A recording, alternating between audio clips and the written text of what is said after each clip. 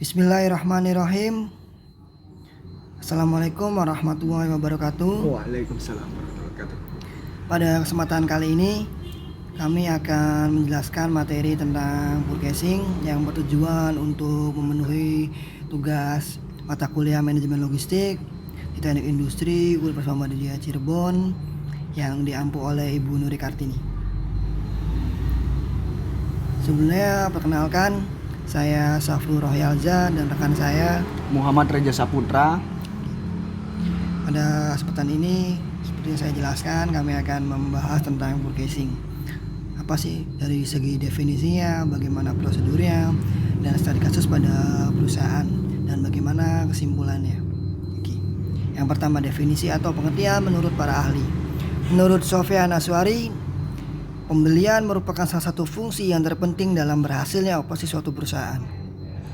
Fungsi ini dibebani tanggung jawab untuk mendapatkan kuantitas dan kualitas bahan-bahan yang tersedia pada waktu dibutuhkan dengan harga yang sesuai dan dengan harga yang berlaku. Pengawasan juga perlu dilakukan terhadap pelaksanaan fungsi ini, karena pembelian menyangkut investasi dana dalam persediaan dan kelancaran arus bahan ke dalam pabrik. Ya, menurut Mulyadi 2007, aktivitas dalam proses pembelian barang adalah yang pertama permintaan pembelian, yang kedua pemilihan pemasok, yang ketiga penempatan order pembelian, yang keempat penerimaan barang, dan yang kelima pencatatan transaksi pembelian. Definisi forecasting. Yang pertama ada forecasting merupakan aktivitas pengadaan barang atau jasa untuk mencapai tujuan organisasi atau perusahaan. Yang kedua, forecasting merupakan salah satu fungsi primer di antara fungsi-fungsi penting lainnya yang terdapat di dalam suatu perusahaan atau perhotelan seperti administrasi, pembukuan, penjualan serta pemasaran. Yang ketiga, forecasting dapat diartikan menjadi usaha untuk memenuhi kebutuhan atas barang atau jasa yang diperlukan oleh perusahaan serta dapat diterima tepat pada waktunya menggunakan mutu yang sesuai serta harga yang menguntungkan. Dari beberapa penjelasan definisi forecasting tadi, dapat disimpulkan bahwa forecasting atau pembelian adalah suatu bisnis yang memenuhi kebutuhan atas barang atau jasa yang diharapkan oleh perusahaan menggunakan melihat atas atau mutunya, kualitas berdasarkan barang yang dikirim serta harga yang dan saat pengiriman yang tepat. Artinya di sini bahwa perlu diketahui secara umum forecasting bukan hanya dari segi pembelian bahan baku, artinya secara arus produksi perusahaan bagian departemen forecasting ini mempunyai peran karena meliputi pengadaan bahan baku secara materialnya, begitupun secara pemilihan mesin dan segala macamnya. Artinya di bagian forecasting ini termasuk bagian yang krusial di perusahaan, karena ketika forecasting berjalan dengan baik ya berarti secara produksi pun berjalan dengan baik. Begitu sebaliknya, ketika di bagian forecasting ada masalah tentunya produksi akan terhambat secara umumnya. Ya, prosedur dalam proses forecasting. Yang pertama memahami dan menerima permintaan. Oke. Memahami dan menerima permintaan di sini maksudnya kita harus memahami kebutuhan perusahaan itu seperti apa. Maksudnya kebutuhan materialnya seperti apa, kebutuhan secara kualitasnya bagaimana, secara kuantitasnya seperti apa. Artinya ketika kita harus benar-benar mengetahui kebutuhan dan keinginan perusahaan itu seperti apa. Yang kedua, pemilihan pemasok. Pemilihan pemasok di sini maksudnya ketika kita sudah mengetahui keinginan perusahaan seperti apa, kita pun harus memilih supplier yang cocok. Artinya secara yang cocoknya seperti apa? Ya baik dari segi harganya cocok, punya harga yang baik, punya kualitas yang baik, punya kuantitas yang baik, punya kualitas yang baik, punya pengiriman yang baik dan sebagainya. Yang ketiga, melakukan pemesanan. Oke. Melakukan pemesanan sini atau purchase order pada dasarnya adalah sebuah dokumen yang dikirim ke pemasok untuk memasok barang atau jasa yang dibutuhkan. Artinya ketika kita sudah tahu perusahaan seperti apa, keinginannya, kita sudah punya beberapa supplier yang cocok atau sesuai dengan keinginan kita. Setelah itu baru kita melakukan purchase order atau memasok barang. Yang keempat, menindaklanjuti dan memantau perkembangan pesanan. Oke, yang berikutnya itu menindaklanjuti dan memantau perkembangan pesanan. Artinya ketika kita sudah order atau sudah memesan ke supplier, misalkan kita sepakat awal itu kita ada MOU, oke, dalam misalkan kita pesan bahan 1000 piece untuk 1 bulan.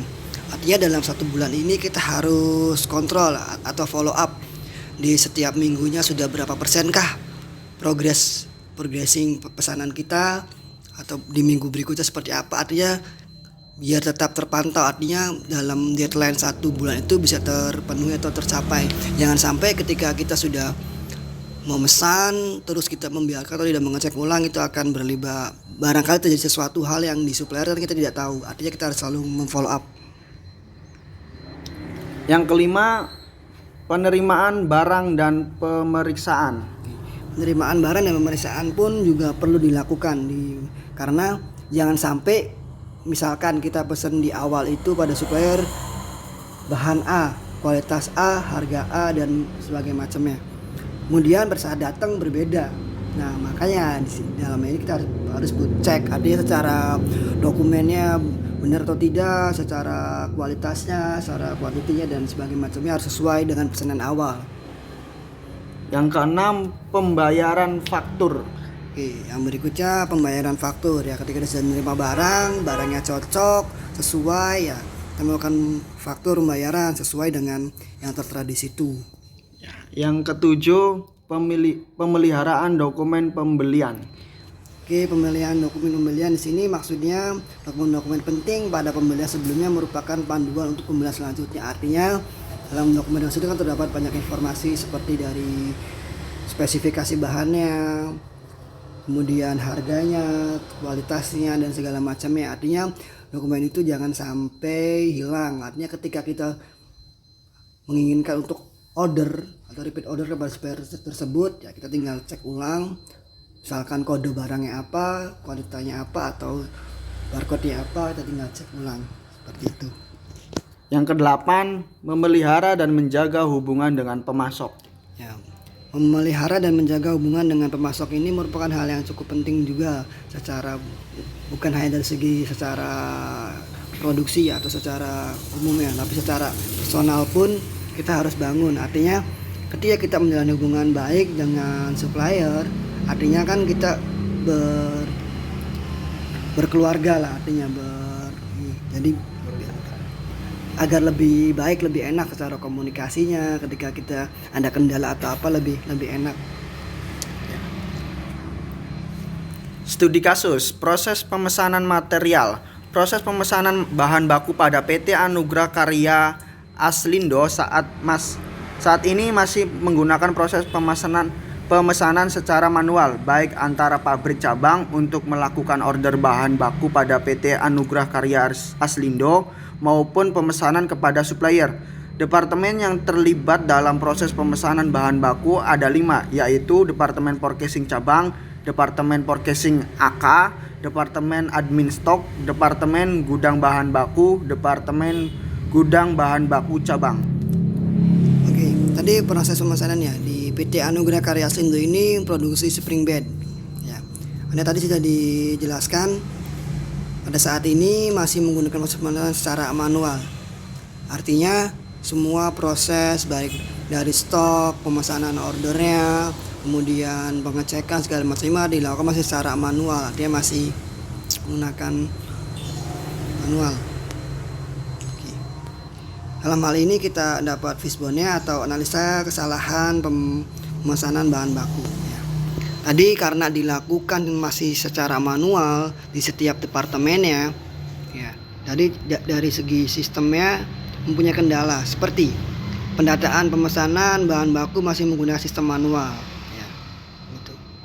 Kemudian tidak adanya integrasi sistem antar departemen, artinya dari admin stok, terus departemen purchasing di cabangnya, departemen di AK-nya, kemudian dari segi suppliernya.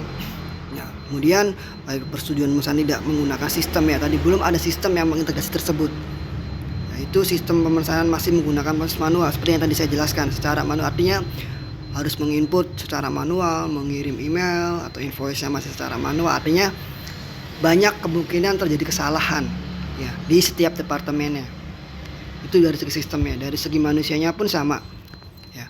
Komunikasi pada saat pemesanan bahan baku ya. Karena secara manual ya bisa jadi ada banyak human error di situ. Bisa jadi kita penulisannya salah, atau secara kuantitinya kita salah, secara harganya salah, dan berbagai macamnya. Begitu secara lingkungannya. Artinya staff purchasing harga menghubungi supplier. Artinya banyak proses-proses yang seharusnya bisa dipercepat ya, karena secara manual ada misalkan dari admin stok melaporkan ke bagian purchasing kemudian di cabang yang melaporkan ke bagian AK-nya, bagian apa kemudian memesan ke supplier mengecek lagi stoknya segala macam ya, kemudian melaporkan lagi, kemudian selalu berputar-putar. Saya terlalu banyak berulang, banyak waktu yang terbuang ya. Dalam hal itu kemudian pada PT tersebut membuat pembaruan sistem. Artinya sistem purchasing di situ dibuat secara e-purchasing, artinya secara elektronik. Jadi semuanya terintegrasi. Setiap departemennya terintegrasi jelas. Artinya banyak departemen tersebut dalam satu sistem. Baik dari purchasing cabangnya, admin stok, purchasing AK-nya, gudang bahan baku di cabang, dan suppliernya. Artinya dalam satu sistem. Misalkan yang sebelumnya ketika admin stok mau mengecek barang, kemudian mengirimkan ke gudang bahan baku, misalkan bahan baku lagi melaporkan ke bagian purchasing mengecek ulang, kemudian bagian purchasing memesan ke supplier pun mengecek ulang segala macamnya, dari segi harganya, kuantitinya, stok persediaan di supplier seperti apa, untuk metode 3 begitu pun ulang lagi. Artinya dalam di sini memangkas waktu, artinya supply chain system. Jadi semua terintegrasi. Jadi semuanya saling terintegrasi, mempunyai sistem.